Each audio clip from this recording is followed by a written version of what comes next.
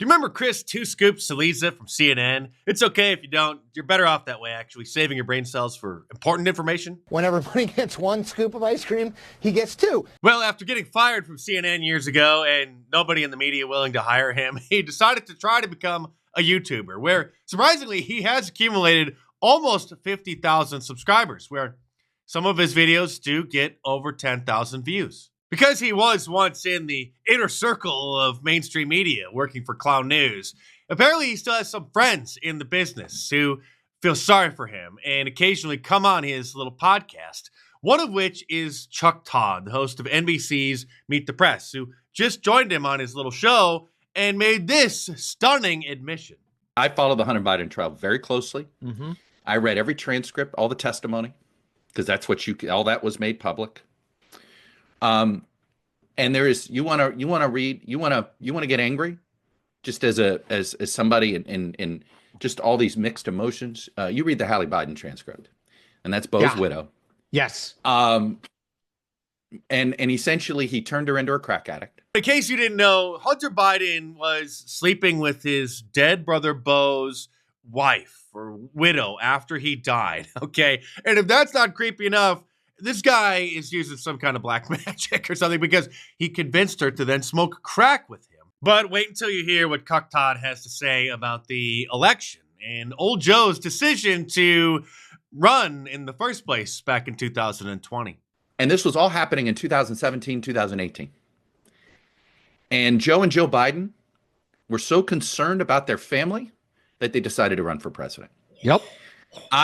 So when you talk about the word selfish, it's almost like the word doesn't, their decision to run for president put the entire Democratic Party and the United States of America in the position that it's in now. This is a guy who gets paid millions and millions of dollars a year for his supposed expert analysis, who can't remember that the only reason that Joe Biden got into the race back in 2020 is because Bernie Sanders was trending to win the Democrat nomination. And then the Democrats were extremely concerned, rightfully so, that he would have been crushed in the general election by Donald Trump.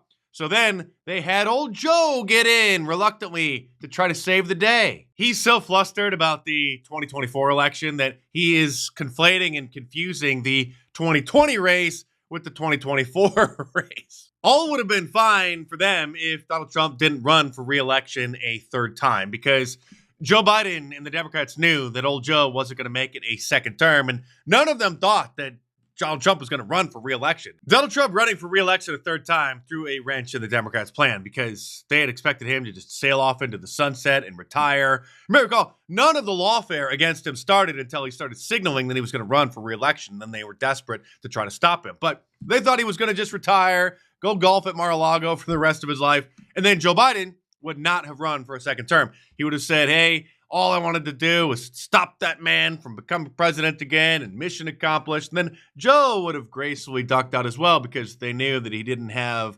enough mental faculties to last him another 4 years. But then he would have looked like a coward if he didn't challenge or accept the challenge by Donald Trump for a rematch this year. So Chuck Todd is mad at Joe Biden for getting into the race back in 2020, which saved the Democrat Party temporarily. It extended their rule for 4 more years. He's confusing that with the 2024 election. I think we all owe Joe Biden a big thank you for everything he's inadvertently done to expose the media as a bunch of liars and hypocrites and tarnish the Democrat Party and empower the incoming Trump administration. Poor Chuck Todd has been obviously struggling with his Trump derangement syndrome for years. Brings me to the all-important question, Betsy. Does the January 6th hearing break through at all? Is this more proof it does not?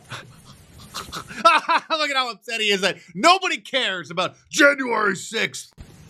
I don't think it does. I've talked to 2 separate. This was after they had their big primetime presentation hoping to ruin Donald Trump's chances of getting elected again. I don't think it does. I've talked to 2 separate Democratic members of Congress in the last couple of weeks about January 6th. Obviously can't say who.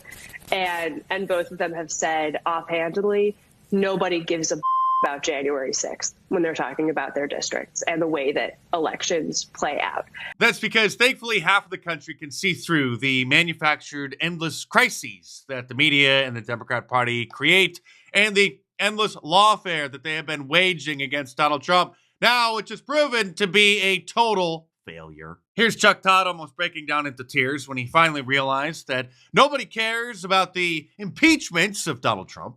Let's bring back Chuck Todd into the conversation. Chuck, we knew this was going to happen, but to hear the words, the president has been impeached, does the world suddenly we wake up to a different world tomorrow? Or is it going to look awfully familiar?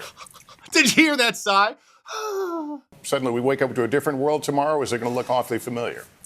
It feels like we're unfortunately looking awfully familiar. As we began this day, it is bizarre to me that this heavy momentous thing is happening in our country, a part of the Constitution that's rarely used.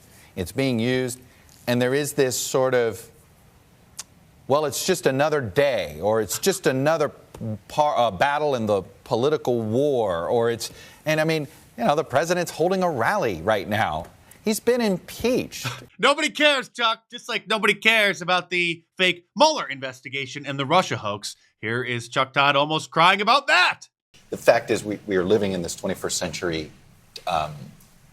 new type of asymmetrical media warfare that we're in. And you have a propaganda machine on the right. And that's what it is a full-fledged propaganda machine on the right that the Democrats haven't figured out how to combat very well yet. And he's literally complaining about Fox News being the reason why nobody cared about the Mueller investigation, when obviously it's because the majority of Americans just don't believe their lies anymore. And he's saying the Democrats haven't figured out how to combat it yet, meaning the Democrats haven't figured out how to censor us enough yet. We all know they certainly tried, but they overplayed their hand, because the reason that Elon Musk bought Twitter is because he got tired of seeing the systemic censorship from the left. And their endless lies have ruined almost all of what remains of the fake and manufactured authority and reputation that the mainstream media has. And so the New York Times is upset that the Democrats don't have social media influencers, and they blame podcasters and YouTubers for